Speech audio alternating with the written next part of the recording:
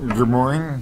Thank you for being here. We're here in our case 1 CAC CV140510, Shore versus the Arizona Corporation Commission. And I'll wait just a few seconds while the clock is being reset. As I said in the argument, each side will have 20 minutes to present their argument, and opponent council members, if any portion of that he wishes for rebuttal,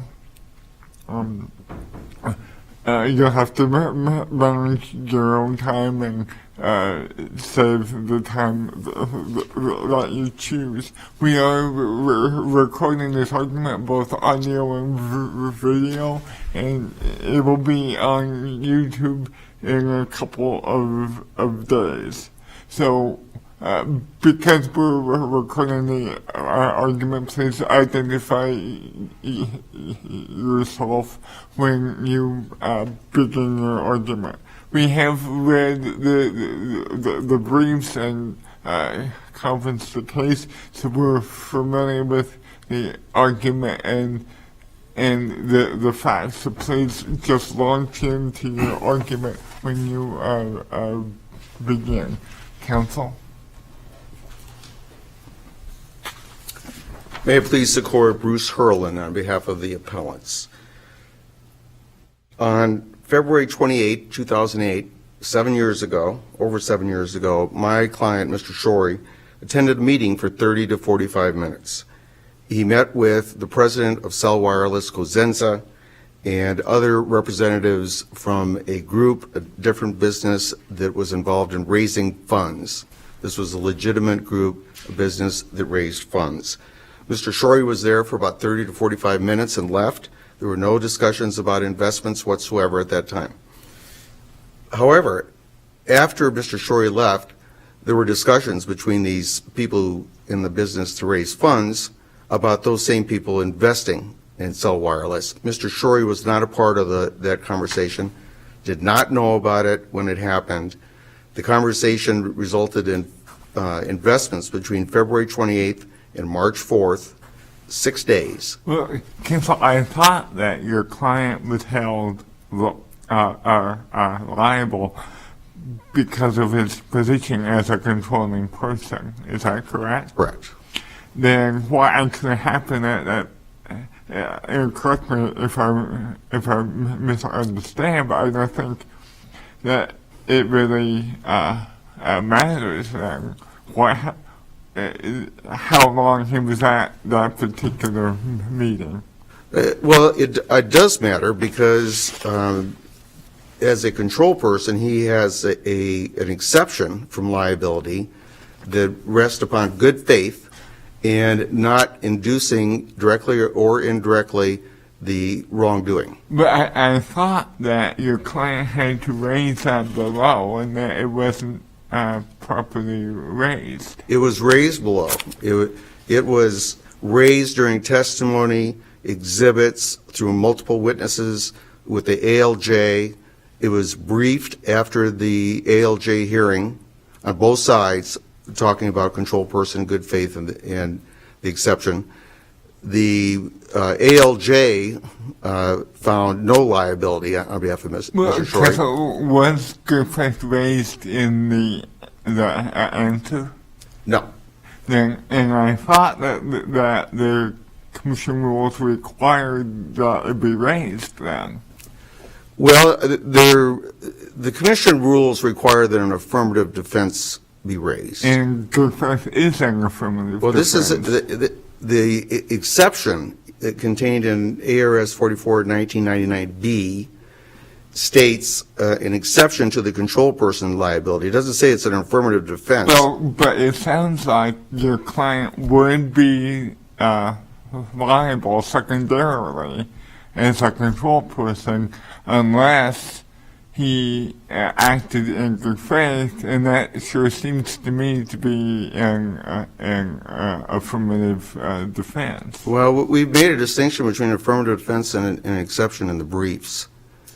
Well, and I understand that, but I don't quite get what the legal significance of the distinction is. Well, first of all, it's statutory, the exception is.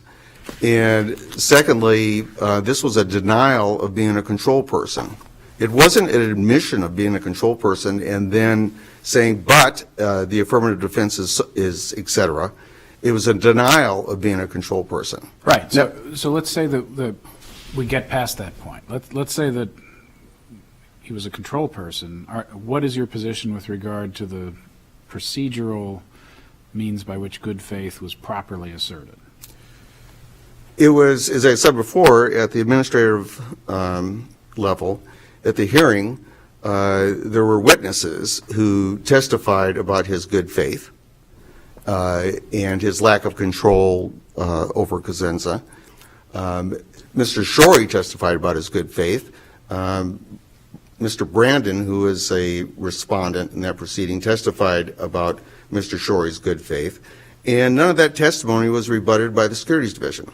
I understand there may have been evidence, but if the defense wasn't properly preserved and presented, the fact that there was evidence on it can still constitute a waiver, right? Well, when you talk about a waiver, this whole issue about the exception was, as I said, presented at the administrative level, briefed with the judge, presented at the ACC commission level, and the first time the Securities Division even raised this issue about waiver was after that. Okay, so but we start with the idea that you're still contesting the categorization of your client as a control person. Absolutely. Okay. How would you write the rule then? If a director, officer, and CFO isn't a control person, how should we write that rule? Well, of course, we have the Eastern Vanguard case that essentially explained a lot of this in the Court of Appeals. But how would you write it? The statute on control person follows the SEC statute. They're basically the same. I think that there's a lot of confusion in a lot of things that are very unclear here about control person liability that have to be cleared up, because this is very important in Arizona business, every business, small business, big business. With Cell Wireless, this was essentially a two-person business with no office. There was a new business that started at the start of the recession, trying to reduce its expenses, et cetera. And to think that business people in Arizona, if they're an officer, they're going to be worried about control person liability. Or if they're a director, they're going to be worried about control person liability. Money's coming in, though, and your client's the CFO. I mean, it's not as though he's some nominal officer on a document and is unaware of it, right? He has a bank account. Money's coming in. So it's difficult for me to imagine how we write a rule that says such a person is not a control person. I can understand how such a person might act in good faith and might not be liable on that basis, but if that's not a control person, who is? Well, I think that a CFO is not a control person. I think that a CFO is basically managing the books, as you just said, and is not making decisions. And is not a key person. It's certainly not a CFO. I mean, these are CPAs in big companies. They're using QuickBooks and stuff like that. Well, I'm not just saying by virtue of being CFO, but there's also a director-officer issue here. Well, and there are a lot of CFO aspect simply adds to the mix by saying you couldn't have been unaware that the money was coming in. Okay. I'll answer a number of your issues here. First of all, I want to get to the money coming in. Okay. The money in this case came in without Shorey's knowledge. It was Cosenza's scheme. Cosenza stole the money. It never went into Shorey. Personally. In any way. Never went into Cell Wireless. Okay. This was a scheme. It was a crime by Cosenza to lie to these people, get their money and personally take the money and not let Shorey know or anybody else know. Was this all presented at the hearings on this? No. Cosenza, Yeah, it would seem to be really important to your client to have the ALJ and the Corporation Commission know all this. would have loved to have Cosenza there, but he was in hiding at the time. The Securities Division ultimately contacted him, negotiated with him. He entered into a stipulated admission with the Securities Division and the ACC, admitting that he was the control person, he was primarily involved in all this, and he was at fault. He admitted that. And so where did all this come into our record? It's not. And I'll tell you why. Well, but then if it's not in our record, then how can we talk about it Well, today? you asked me about it, and I'm answering the question, but I'll tell you why it was in the record, is that, as a matter of fact, it was in the record. This is how it came in, is that we had, as I recall, in July, a 3-day hearing with the Securities Division. Cosenza's, we don't know where he is. After the hearings concluded, at some point before it went to the ACC, whether it was before or after the ALG's decision, I found out that Cosenza, after my hearing got done, had entered into the stipulated consent order. And as I recall, that's in the brief, because I complained about the Securities Division not telling me about it so I could bring it up at the Shorey hearing. And so back to answering your questions about this. As we said in the brief, Judge, I think that you have a statute, okay? You have a case, but you don't have any clarity as to what a person is exposed to in an office or under certain circumstances for control person liability. There in Eastern Vanguard, there were specific facts about a major company, at least a bigger company that sell wireless, and the personal activities, both of the wrongdoer and of the control person, and that explains a lot. But if and Eastern Vanguard said, if you're an officer or director, that's not in and of itself going to be a control person. It depends upon the facts of the case as to whether you're a control person or not. And there are different sizes of businesses that do different kinds of business, and all those things have to be analyzed. And people in business need to know this information. It's important. Insurance companies who are doing insurance on directors, et cetera. And with directors, there are a lot of nominal directors. There are directors who the only thing they do is they serve on board of directors. And they're not considered control persons. And if they were, they wouldn't serve on board of directors, and people wouldn't be officers, et cetera. Counsel, by my understanding of the record, and please correct me, it seems like your client brought in Mr. Cosenza into the business, and that he's the one who began all this, whatever Mr. Cosenza's subsequent activity is. Is that correct?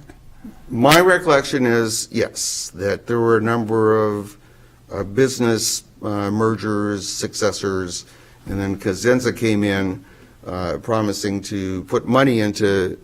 Well, it's more than that.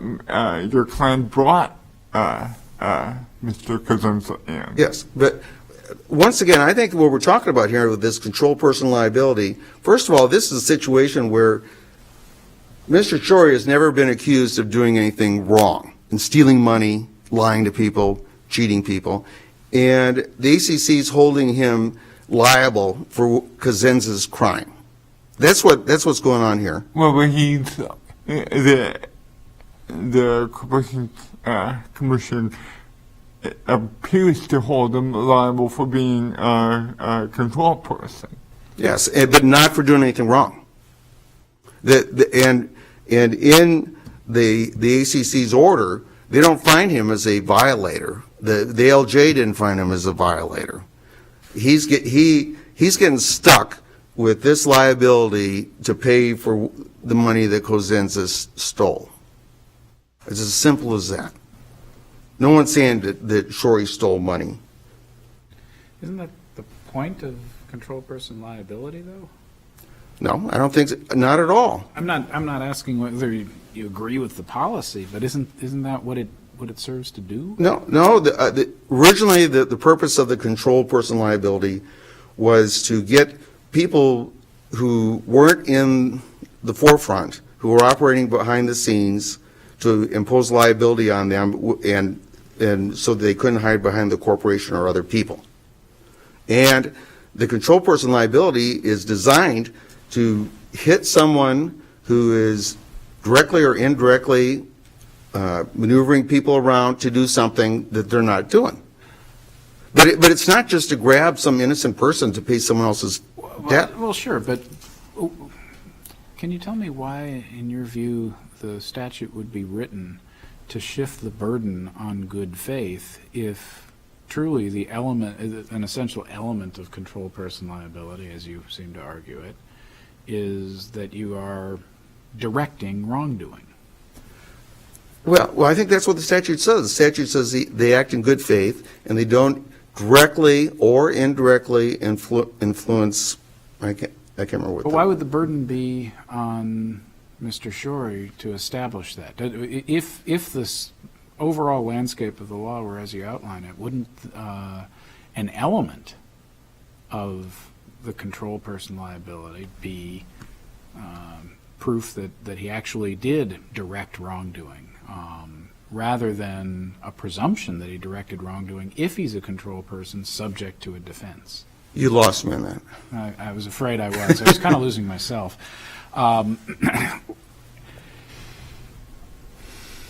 In your description of the law, it sounds like a fundamental premise is the idea that control people have to be at least somehow associated with wrongdoing to be liable. Absolutely. Okay. Indirectly or directly. And I have no quarrel with that as a general policy. It sounds fair. It makes sense. But the statute is written to presume that once you are a control person, you are liable unless you, the control person, can establish as a defense that you didn't do anything wrong. Correct. Why would that be? Why would that burden shift if your view is correct? Why shouldn't the would it burden shift? all be on the commission? No, I'm not saying that. I think the burden of proving the exception is on Shorey, and he did. Well, I know, but doesn't that then undercut your view of the flow of the law, of the fundamental policy underlying it? Because if we all agree that the burden is on Mr. Shorey, then that suggests that the statute contemplates that control person liability can exist without proof of wrongdoing or association with wrongdoing. I don't agree with that, because I think that the control person, the control is key in this definition of control person, and that person has to do things that result in him controlling. The activity rather than the entity is your point. Either. Okay. And so that control person has to do something to control whatever happens, and if they do, then they can be liable. Cosenza was a control person. He admitted to being the control person of Cell Wireless. He's the control person, and he's also the primary violator in this. And so that's all what Cosenza did with Shorey. He was found not to be the primary violator, and so the only way he could have any liability was for ACC to attach a control person, and Shorey not prove that he acted in good faith and did not directly or indirectly induce the investments. And I would submit that it's clear that he proved good faith and he did not directly or indirectly induce any investments. He didn't even know about these investments. And how could Shorey do anything to prevent something when Cosenza lied to him and didn't disclose it to him? What's he going to do? Now, I want to, I'm running out of time here, but I just want to mention a couple of things. One thing I think is important here is that, as you know, the The ALJ ruled in Shory's favor, and then the ACC summarily reversed it, changed a couple of things, and did not change one thing. And one of the things they changed was the ACC takes the ALJ hearing, and the ALJ found that by a preponderance of evidence, the Securities Division failed to prove Shory's liability. The ACC changed that and said by preponderance of evidence, the ACC, the Securities Division, proved Shory's liability. One thing they did not change, which I think is significant, is the ALJ made a finding of fact, it's under the finding of fact heading, that Shory acted in good faith. Now, the way these findings of fact are stated are so-and-so testified that, but it's still a finding of fact, and this one says Brandon testified that Shory acted in good faith and had no control over Cosenza. And it's a finding of fact the ALJ made, and it's a finding of fact that the ACC accepted. So when we get down to talking about the exception, there's a finding of fact in the ACC order. It's paragraph 218 that finds as a fact that Shory proved the exception. So I have 10 seconds left. Any quick questions? No. Okay, thank you. Counsel.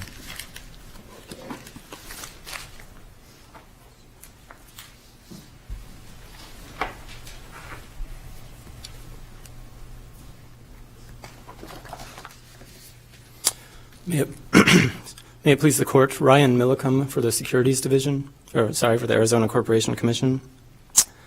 The primary issue on appeal today is whether the standards of Eastern Vanguard 4X v. ACC sufficiently encompass the issues in this case. The majority of Mr. Shory's briefs are devoted to changing two standards found in Eastern Vanguard. First, the standard for determining whether a person is a controlling person, and second, whether the current standard for the good faith defense should be changed from one of due care to one of reckless nonfeasance. This case does not present the conditions needed to overturn established precedent.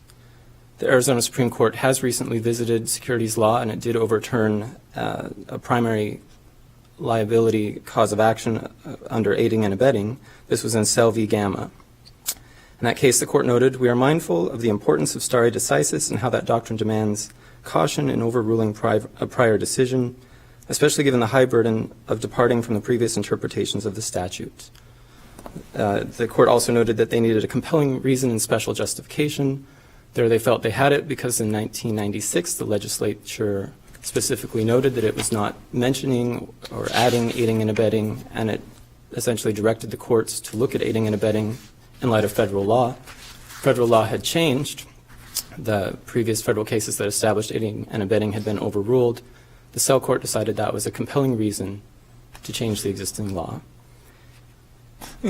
Counsel, to what facts here matter whether Mr. Shory is a controlling person? He claims he knew nothing about what was going on here. The facts that matter, according to ACC, are whether he had the legal power to directly or indirectly control the activities of those persons or entities liable as primary violators. Here we look at several factors. The first, that he's a director. He's one of only two directors. He's also an officer. He's a CFO. We looked at when he resigned, the authority given to him as CFO, which was the authority to transact all business necessary for the corporation. We would argue that to be a controlling person, he could certainly directly and indirectly control the activities of the entity. He had the legal power. And that doesn't sound controversial in the abstract, but what do you make of the assertion that really what happened here had nothing to do with the corporation he controlled? I mean, the corporation, if you listen to the other side, the corporation was simply held up as sort of an advertisement, but was left completely out of this transaction. Well, first off, I think that would get a little bit more to the good faith defense. Did he indirectly or directly induce the underlying actions, and did he exercise due care and monitoring? Well, let's say that I go out and try and sell some securities on behalf of General Motors. I never tell General Motors about it, but I have their logo on a nice board and rent a room at the Biltmore and just succeed in selling some securities fraudulently. Does GM have any responsibility at all? If that person was not associated with GM and GM did not have power to influence or direct that policy, I would argue that no. Okay. As long as it is someone who is belonging to GM, then yes, directors, managers, anyone that could influence policy could be a controlling person. That would be tempered by the good faith defense. Okay, so now, I mean, that was an extreme hypothetical to make a point. Now let's assume that I'm a director of General Motors. But without telling General Motors about it, I go off and just sell some securities on my behalf, sort of using my status as a director to enhance my credibility. But I never tell General Motors. General Motors never sees the money. I am simply ripping people off, understanding that my directorship may come to an abrupt end, but I'm happy about that because I'm taking the money. At that point, is there liability? There would be the potential to be a controlling person for those other.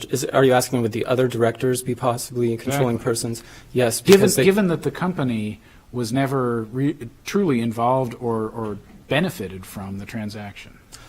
As directors capable of influencing policy, they could be controlling persons. Your question was, could they be liable? I would argue that in that situation, they would have access to the good faith defense if they could. Oh, excuse me. No, that's okay. Why should it be a defense? I mean, shouldn't it really be an element? It sounds like you're agreeing to some extent with your colleague's construction of the law. Shouldn't it be an element rather than a defense? If somebody is just out there on their own, fraudulently conducting business on behalf of a company that doesn't even know it, why should the controlling persons of the company that doesn't know what's going on have to bear the burden of proof? Well, first off, I believe the policy consideration here in Arizona is to protect the public. In that hypothetical, the persons best capable of implementing policies and due care would be those directors. The public looks to those companies for information and direction.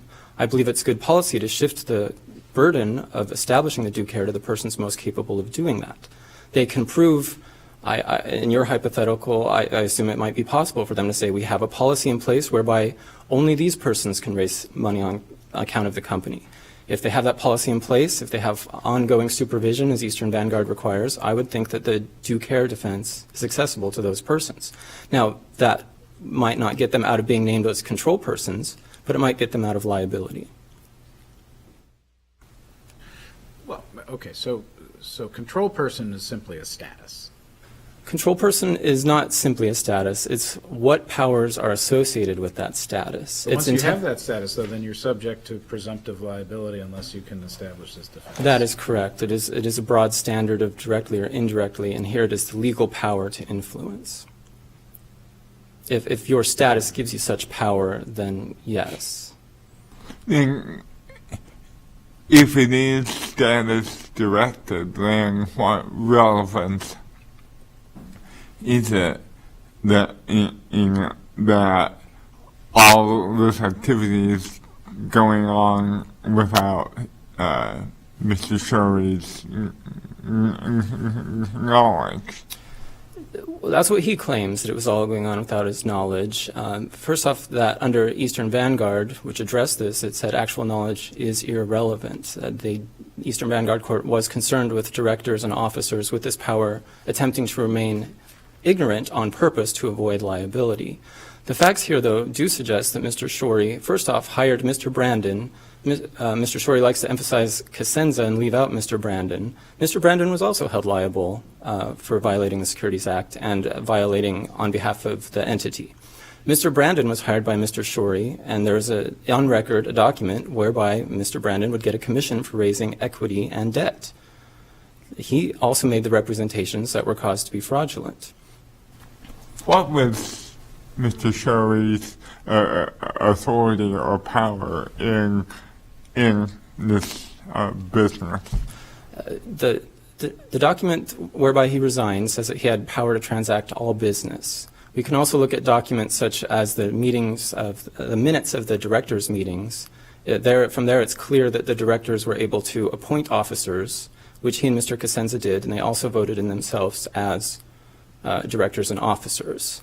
It's notable that at no point on that record was there any evidence of a follow-up with how is raising the securities going, how is Mr. Brennan doing, how is Mr. Cosenza doing. Mr. Shorey was heavily involved with some of these what I would consider higher level management, not just in appointing officers, but also causing the policies that led to the issuance of securities. To your question, again, the knowledge, Mr. Shorey's knowledge is not a requirement under Eastern Vanguard. To get the good faith defense, Eastern Vanguard held that at a minimum, in order to establish the affirmative defense, controlling persons must establish that they exercise due care by taking reasonable steps to maintain and enforce a reasonable and proper system of supervision and internal controls. Mr. Shorey just now, and in his briefs, argues that that test should be overruled. It should not be applicable in all cases. It's the division's argument, though, that whether you're a brokerage firm primarily involved in selling securities or whether you're another company that raises securities, you still need to have supervision in place and monitor. That is, the test in Eastern Vanguard, as it's currently enumerated, should be upheld. Yeah, Mr. Shorey has argued that good faith is not an affirmative defense, but an exception. I understand that to mean that relieves him of the burden to prove that, but puts the burden on the commission to disprove that. Is that how you understand this argument, and what's the answer to that? That is how I understand his argument. My first answer is I found no meaningful distinction between calling something an exception, an exemption, or an affirmative defense. ARS 44-2032 says if you raise an affirmative defense, it's still your burden of proof to establish that. But moreover, every authority that I've found, including Eastern Vanguard, calls it an affirmative defense and says it's the plaintiff's burden. This is also true of G.A. Thompson. I could rattle off a few more cases, but they all call it an affirmative defense, and these are cases that are interpreting the Exchange Act Section 20A. Well, we have a preliminary issue, too, before we even get to who has the burden, but was the defense properly pled? Under the rules of the Commission, it was not properly pled. It was required to be raised in the answer. If this Court finds that dispositive, that would get rid of that issue fairly quickly. Well, if it wasn't properly pled, then why was that discussed at the hearing? I couldn't tell you the reason. My best explanation of that is if you look at the procedure of what occurred here. The hearing happened, then you had simultaneous briefs. Both the respondent and the division filed their briefs at the same time. At that point, the division asserted control person liability, and Mr. Shorey asserted affirmative defense. There were no reply briefs to that. The next round of briefing would have been the exceptions that the division filed. This would be after, so we filed simultaneous briefs, then we had the recommended order, then we had exceptions. In those exceptions is when the division first brought up the counters to the affirmative defense raised earlier. I would argue at the first possible moment when they could have responded to the affirmative defense claim, the division did. So in other words, nobody was really relying too heavily on the failure to raise it in the answer. Obviously, that's what he's arguing, and the Commission. What do you think? I think that obviously we are fully prepared to go on and rule on the merits of this based on the Eastern Vanguard standard. It sounds like an argument can certainly be made that everybody proceeded to address it on its merits and didn't rely on pleading technicalities. We brought it up in our briefs, but you're correct that at several stages it was not raised, and obviously the ball has moved down the field pretty far since then, and that's why we're here today. There was a finding made on good faith, at least according to Mr. Shorey. A finding, I believe you're talking about his finding that he was not a control person. The finding simply says that Mr. Brandon testified that he didn't think Shorey had control over Cosenza or the entity. That is what the finding is. It summarizes testimony. The commission is the one that makes the decision, not Mr. Brandon, not Mr. Shorey's witness, and we also would argue that Mr. Brandon's legal conclusions are not binding. So if no one was concerned about the pleading issue, what was the commission's finding on good faith or lack thereof? It ultimately found that he did not meet his burden, and it explicitly says that. It says, after reviewing the entire record in this case, the commission finds that he did not meet his burden of proof to establish the good faith, that he acted in good faith and did not induce the underlying violation. I understand the commission has this sort of special power to look at a written record and overrule findings of fact, just base it on disagreement. It's a power that this court doesn't have. The commission definitely makes the final decision. In this case, they did overrule one finding of fact. I would argue that that finding of fact was more of a conclusion of law, and that's the domain of the commission to interpret those facts. Mm-hmm. And viewing those facts in the light most favorable to the commission's decision, I believe it made the correct decision. What difference does the commission owe to the findings of the administrative law judge? Well, as noted in Seiler, the administrative law judge is there to determine admissibility of evidence and the credibility of witnesses.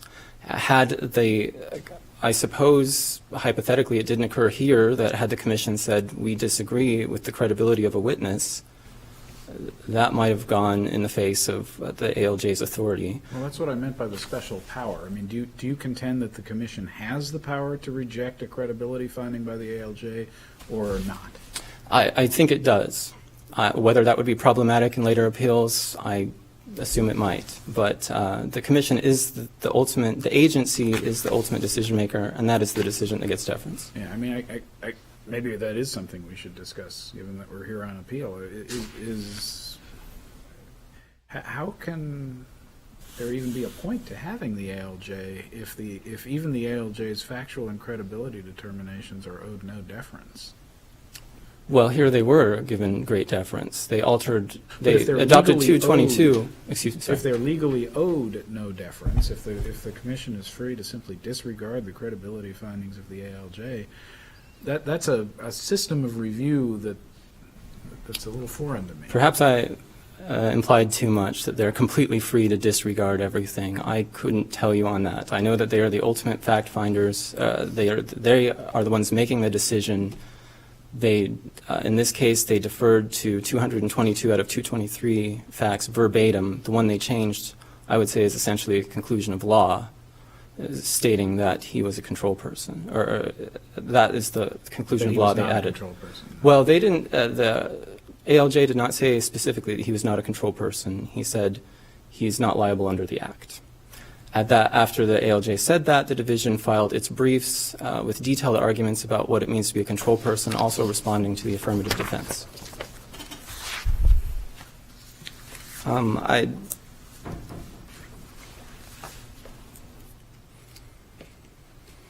I'd also like to talk a little bit about Mr. Shorey talks about, we already addressed that the internal controls, how he believes it's not applicable. We believe it is. Anyone who's issuing securities should be liable under the law, or should be obligated to follow the law. He also argues that the test should be changed because no internal controls in the small business could have prevented Cosenza's rogue actions. First off, we don't know that because there were no controls. At any juncture, Mr. Shorey could have done some follow-up. He could have asked, who are these people? He himself describes it as a meet and greet with people who were going to raise capital for the company. He went to that meet and greet. He provided a document, a subscription agreement that was used to sell the securities, and he entered into an agreement with Mr. Brandon to go raise securities. Whether he could have implemented, whether the controls would have stopped Cosenza after that is not relevant. What is relevant is, did he ever do anything to try and stop Cosenza? And the evidence is that no, he did not, even though he had several junctures where he could have. He also argues that it would be bad policy to have anything less than a recklessness standard here. The standard currently is due care, and that this would cause people to stop serving as directors. Eastern Vanguard has been in place for nearly 12 years. As far as we know, people are still serving as directors, and there are several limitations on their liability in place. First is the good faith defense, but it's also worth noting that a director is only going to be liable if a company violates the Securities Act in the first place.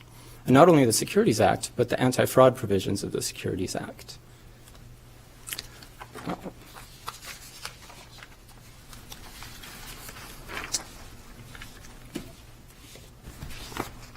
Mr. Shorey also argues that one of the reasons, I'm going to circle back a little bit to determining whether someone is a controlled person in the first place. We just like to dispute that relying on Janus is the proper standard.